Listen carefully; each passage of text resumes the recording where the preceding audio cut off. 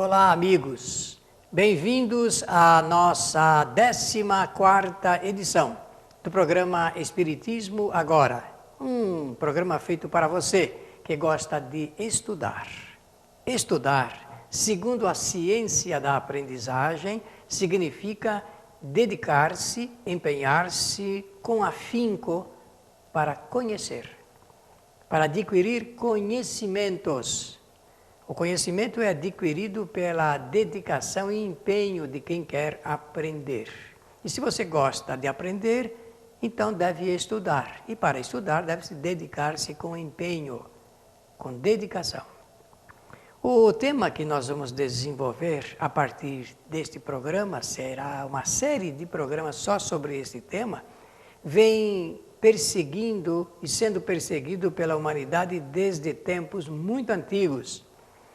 Nós vamos tratar de um assunto ligado com esse assunto de aquisição de conhecimentos, conhecimento intelectual e conhecimento moral.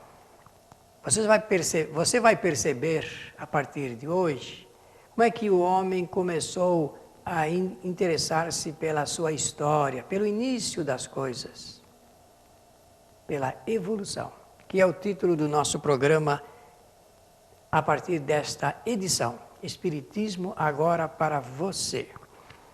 Evolução, um tema desafiador para a compreensão do homem e durante toda a sua trajetória evolutiva aqui na Terra. O significado da palavra evoluir, portanto, já que nós vamos entrar nesse assunto ligado com a evolução, é esse aqui. É a transformação gradual. Quando se fala de evolução, está se falando de transformação, modificação gradual. Isso segundo os léxicos, segundo os dicionários e segundo a ciência também. E o segundo item ligado com a interpretação da palavra é a teoria biológica que admite a transformação progressiva das espécies. Agora aqui nós já temos uma condição de lembrar-se do que a ciência fala a respeito da evolução biológica. Existe um livro que ele revolucionou o conceito que o homem fazia de evolução. Aliás, são dois livros dentro da história da humanidade que fizeram uma demolição muito forte a respeito de ideias antigas. Um livro chamou-se O Livro dos Espíritos, publicado em 1857. E o outro livro, A Teoria das Espécies, da Evolução das Espécies, publicado em 1859. Nós vamos falar dessas duas obras daqui a pouco, no desenvolvimento deste tema para você. Evoluir, no infinitivo do verbo, significa aumentar cada vez mais o volume do conhecimento. Isso segundo a doutrina espírita. Conhecimento intelectual e conhecimento moral. Duas áreas que dividem esse assunto ligado com o conhecimento integral. Conhecimento intelectual e conhecimento moral. Conhecimento intelectual, a soma, o reservatório, o acúmulo do volume das experiências, pensamentos, reflexões que o espírito realiza durante toda a sua trajetória evolutiva. E o conhecimento moral? Conhecimento moral são as regras que o espírito estabelece para ele poder conviver com seus semelhantes. Porque, conforme você sabe, moral significa regra de relacionamento. E varia de pessoa para pessoa, de grupo familiar para grupo familiar, sociedade para sociedade, civilização para civilização. E como nós, como eu, somos espíritas, então eu posso dizer de mundo para mundo. Vai variando a moral segundo as regras estabelecidas pelos espíritos que compõem uma determinada humanidade.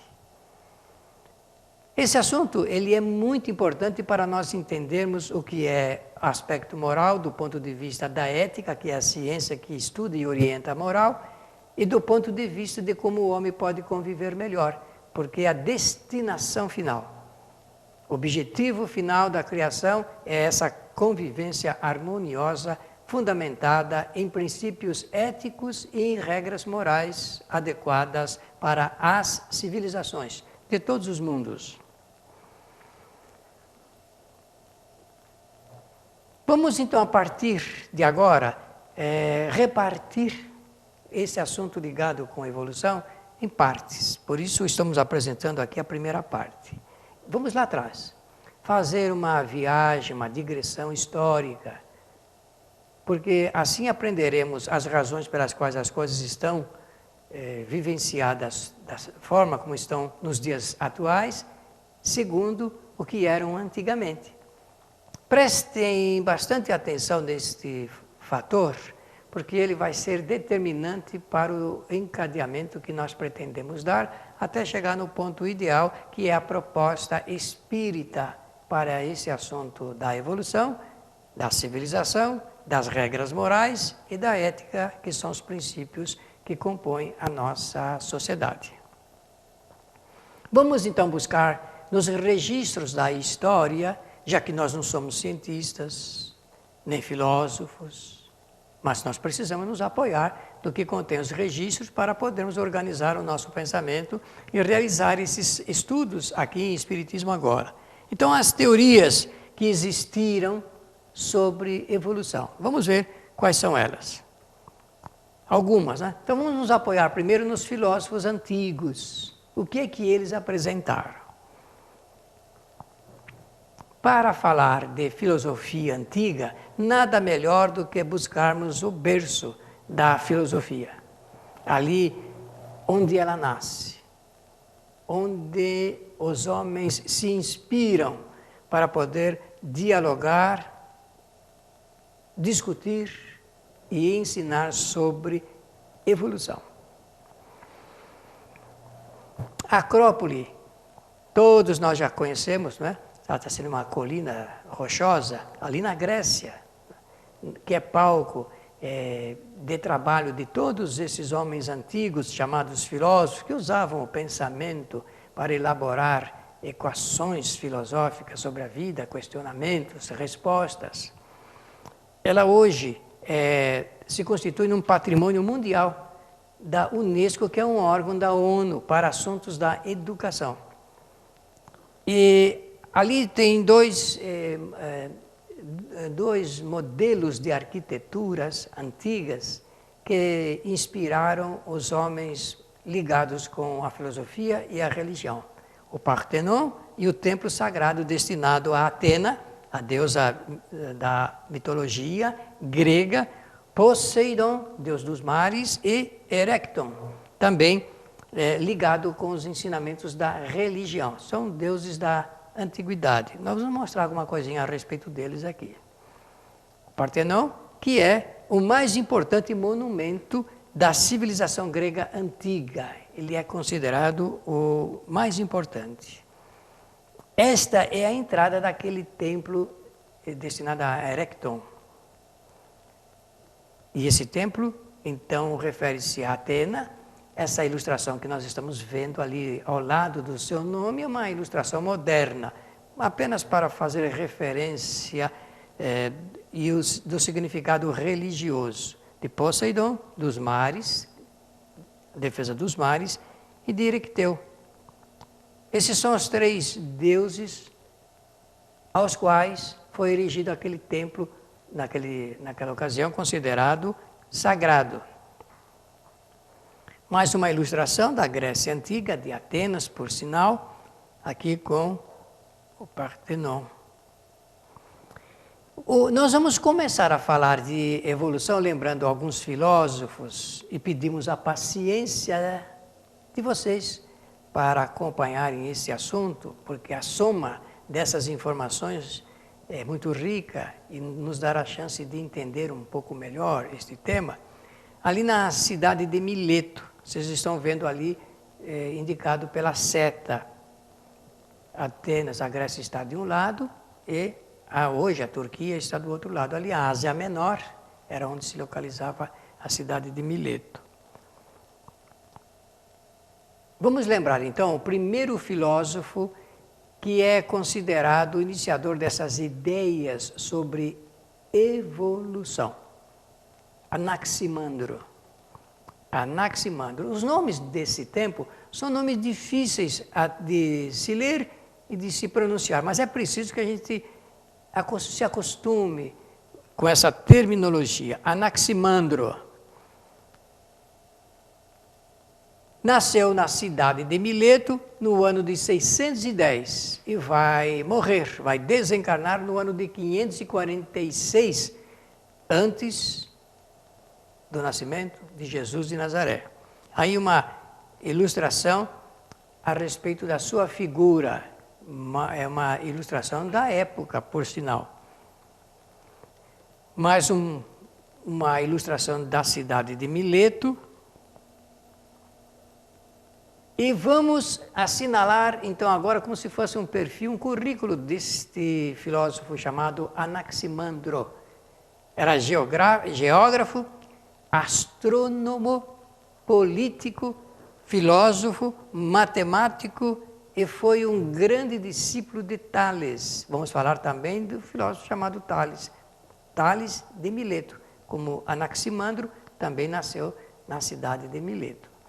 Esses indicativos são interessantes, são importantes, porque nós estamos diante de um grande estudioso que fazia reflexões profundas sobre a vida.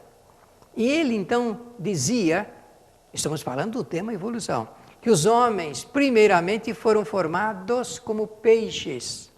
A forma do homem, na origem, como peixes, e com o tempo perderam a pele de peixe e iniciaram a vida em terra firme. Essa é a ideia conceitual que ele fazia do início da vida, do início da nossa humanidade. Anaximandro é o nome desse filósofo que assina esta teoria da evolução. Parte daí, então, o princípio de como Anaximandro via o início das coisas, portanto, o início da nossa evolução. Mas agora, nós vamos ao nosso intervalo necessário e nós voltaremos logo a seguir. Apoio cultural.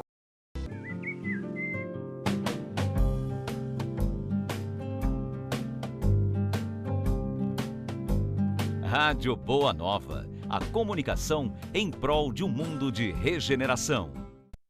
Os livros citados neste programa podem ser adquiridos na Mundo Maior Editora. Acesse mundomaior.com.br.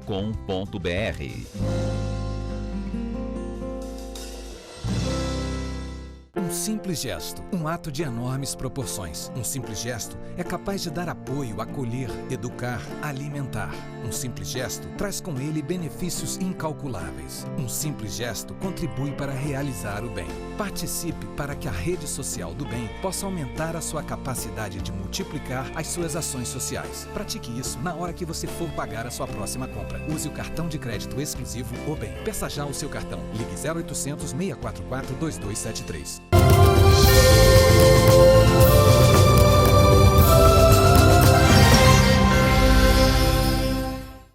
Estamos aqui em Espiritismo Agora, a partir deste programa, falando de evolução, estudando evolução. E vimos como é que Anaximandro, que nasceu em Mileto, apresentou a sua teoria da evolução, falando de que os homens, primeiramente, foram formados, que nasceram como peixes e com o tempo foram perdendo a pele, a constituição de peixes para então viver em terra firme. É uma teoria do nosso filósofo da Grécia. Depois vem outro filósofo muito importante dessa classe de pensadores que traçam informações sobre a nossa realidade, a realidade daquele tempo. Empédocles. O que dizia Empédocles? Primeiro vamos mostrar aqui a cidade onde ele nasceu, Agrigento. Ela é uma aldeia praticamente italiana, da região da Sicília, e é a capital da província que tem o mesmo nome, Agrigento. E hoje é constituída de cerca de 55 mil habitantes. As origens dessa cidade são muito antigas, olha, muito antigas. Na época em que os gregos, então, colonizavam o sul da Itália e também da Sicília, formando a Magna Grécia, a Grécia Maior, por adicionarem essas cidades, essas aldeias ao seu território. Aqui nós temos Agrigento, é fácil de verificar agora pela distância que tem com Roma, e aqui do lado da Grécia. Conforme nós estamos dizendo, esses antigos filósofos nasceram nesta região. É daí que saíram homens que repensavam sobre a vida, ou que iniciavam sobre a vida, a origem das coisas. Na internet nós encontramos esta foto de Agrigento nos dias de hoje. É um bairro lá, para a gente verificar. Daquele tempo estamos falando de 500 anos antes de Jesus de Nazaré nascer, e nos dias atuais aqui com automóveis modernos, casas que nós conhecemos, inclusive aqui no Brasil, não é verdade? Empédocles, lá da cidade de Agrigento, que nasceu no 5º século antes de Jesus, ele era filósofo, médico, legislador, ajudava na constituição das leis, professor, e também se registra na sua biografia ter sido ele um profeta. Profeta é aqueles que profetizavam. A interrogação junto ao nome aí, nós introduzimos para fazer uma lembrança, que o nome profeta deve estar sempre ligado, ou mais ou menos ligado, a qualquer ideia de intermediário dos espíritos. Seriam os profetas médiuns? É uma pergunta. Ou eram apenas clarividentes? O nosso Empédocles, ele sustentava a ideia de que o mundo seria constituído por 4 princípios. Estão lembrados que nós mencionamos agora há pouco Anaximandro. Agora, Empédocles, ele vai sugerir a constituição do mundo pela água, pelo ar, pelo fogo e pela terra. Tudo o que havia tinha origem nesses 4 elementos naturais, segundo a ideia desse antigo filósofo da Grécia, Agrigento. Ele foi considerado, em verdade, o pai da teoria da evolução. Todo o material por ele recolhido em termos de reflexões sobre a vida deu chance para que o mundo o titulasse de pai da teoria da evolução, a partir do conhecimento de 4 elementos naturais, a terra, o fogo, o ar e a água. E ele dizia mais, que as plantas surgiram na terra e em seguida os animais. Primeiro a vegetação e depois os animais. Essa é a ideia que ele faz da evolução. Que os animais surgiram com órgãos e partes separados e que depois se juntavam ao acaso. Quer dizer, segundo Empédocles, não havia nenhuma teoria organizadora da vida. As coisas aconteciam por obra do livre acaso. E ele então traça essa ideia de primeiro os vegetais e depois os animais, e que para a constituição dos animais, as suas partes estavam separadas, então, ao acaso, elas se juntavam. Uma ideia, pelas suas observações e pelas reflexões filosóficas de que ele fazia. Depois vem Tales. Lembra-se, eu falei de Anaximandro, que ele havia sido discípulo de Tales. Agora nós vamos falar do mestre, Tales de Mileto, que é assim chamado, seu nome completo, Tales de Mileto, porque ele nasceu na cidade de Mileto no ano de 625 e desencarnou, morreu no ano de 558 antes de Jesus de Nazaré nascer. Aí está a ilustração, a arquitetura, né? A escultura do seu rosto. Tales de Mileto é apontado como um dos 7 sábios da Grécia Antiga. Isso na história você já leu, mas aqui vem como lembrança apenas para fortalecermos as concepções que nós vamos apresentar sobre esse pensador da humanidade.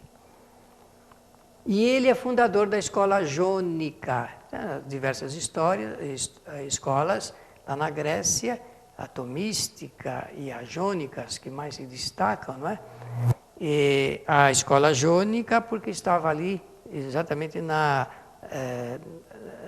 região da Jônia, que era uma colônia grega da costa ocidental da Ásia Menor.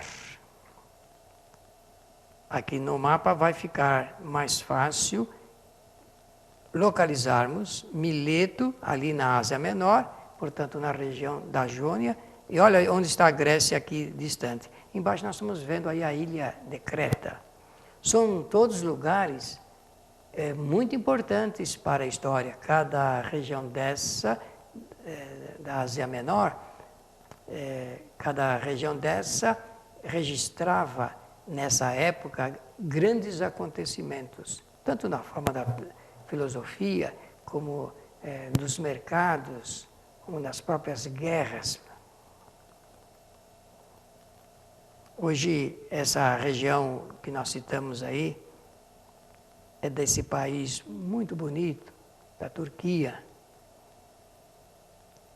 Ali embaixo vocês estão vendo a cidade de Esmirna, na verdade, que é o local onde nasceram esses filósofos que passavam lá para a Grécia. Assim, a capital da Turquia é Ankara, uma belíssima cidade, que ao lado de Istambul, principalmente o grande mercado, né, de Istambul, se destaca hoje no mundo inteiro, são cidades procuradas. Um país muito significativo, muito antigo para a história da nossa humanidade. Foram filósofos dessa escola jônica, porque nós citamos, e eu considero importante mostrar a vocês os filósofos que formaram essa escola. Tales, o próprio Anaximandro, Anaxímenes e o Heráclito, que são os mais destacados, os mais conhecidos. Conforme você sabe, é provável que neste prezado momento, em muitos estados do Brasil, o ensino fundamental já esteja introduzindo conhecimentos sobre filosofia. Se isso estiver acontecendo, nós estaremos dando um grande passo para que a juventude, as crianças, os adolescentes, conheçam, através dos estudos da história filosófica, esses fatos que nós estamos mencionando aqui em Espiritismo Agora para você. Porque só existe uma única maneira de nós pensarmos sobre a vida, é filosofando. E para filosofar nós precisamos buscar nas suas origens históricas. É o que nós estamos fazendo aqui como contribuição ao programa espírita intitulado Espiritismo Agora para você. Então estamos falando de Tales de Mileto. Foi geometria, foi astrônomo e investigava através de um processo de observação das coisas em detalhes significativos. Procurava o princípio racional de tudo. Princípio racional de tudo. Portanto, ele formava um pensamento lógico através de uma ordenação do raciocínio. Então, ele não tinha, para isto, nenhuma ideia mística da vida. Ele só observava e racionalmente chegava às conclusões que considerava importantes para demonstrar o resultado de seus estudos. E Tales de Mileto, então, diz os registros históricos. Estudava a origem, o movimento e a transformação de todas as coisas. Prestem atenção. Origem inicial, o movimento, porque a ação, e a própria transformação de todas as coisas. É assim que ele delineava o seu pensamento, o seu raciocínio para chegar às conclusões. Na época de Tales, a concepção sobre o universo era muito vaga, não existia ainda uma ideia totalmente formada sobre o universo. Somente alguns séculos mais tarde, a cultura grega elaboraria a ideia de uma estrutura heliocêntrica do universo. O que vem a ser isso? Tendo o Sol como centro do nosso sistema, porque o universo, naquela época, falava mais do sistema. A origem de todas as coisas, dizia Tales de Mileto, está no elemento chamado água. Estão lembrados? Nós vimos lá atrás um Empédocles apresentando lá a teoria dos 4 elementos. Aqui, para Tales, um elemento, a água. Tudo estava ali, como origem. Como a maior parte da constituição da Terra é água, não ficará muito difícil a gente entender por qual razão ele imaginava que a água era o início de tudo. Quando era densa, transforma-se em terra. Quando é aquecida, vira vapor. E ao se resfriar, retorna ao estado líquido. Esse é o modelo, é a forma como ele raciocinava em termos da origem à própria transformação da matéria. Nesse eterno movimento, novas formas de vida se desenvolvem. Essa concepção de Tales sobre evolução. Nesse eterno movimento, novas formas de vida se desenvolvem. Novas formas. Evolução. Modificação. Bem, agora nós vamos fazer um salto na história, mas nós vamos deixar isso para o nosso próximo programa. Porque já estamos encerrando Espiritismo agora no seu número 14, a 14ª edição. No nosso próximo programa, continuaremos falando a respeito de evolução através dos filósofos da antiguidade. Muito obrigado pela sua generosa atenção e mantenha o seu seletor sempre ligado aqui em Espiritismo agora.